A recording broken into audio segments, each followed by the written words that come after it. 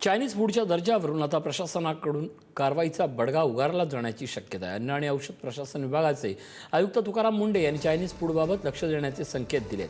आता चायनीज फूडकडे लक्ष द्यायचे असं तुकाराम मुंडे यांनी म्हटलंय. त्यामुळे चायनीज फूड स्टॉल, या ठिकाणी वापरलं जाणारं साहित्य आणि स्वच्छतेच्या मुद्द्यावर प्रशासनाकडून तपासणी आणि कारवाई होणार का, याकडे लक्ष लागलं.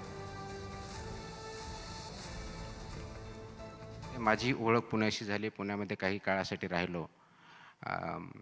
त्याच्यानंतर पुणे विद्यापीठामध्ये आता FD आहे म्हणून सांगायला हरकत नाही. तिथं चायनीज गाड्या भेटायच्या असायच्या. मी असा आता विचार करा जाऊन बघाव्यात का जरा तिथे.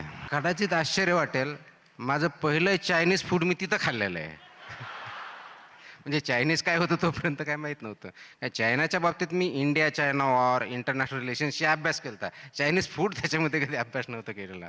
पण आत्ता खूप डिमांड आहे चायनीज. म्हणजे गेल्या काही 2 महिन्यात ज्या काही कारवाया झाल्या त्याच्यानंतर चायनाकडे थोडं लक्ष द्या म्हणत आहेत. तर ते थोडं चायनीज फूडकडे आता पुढं लक्ष द्यायचं आहे.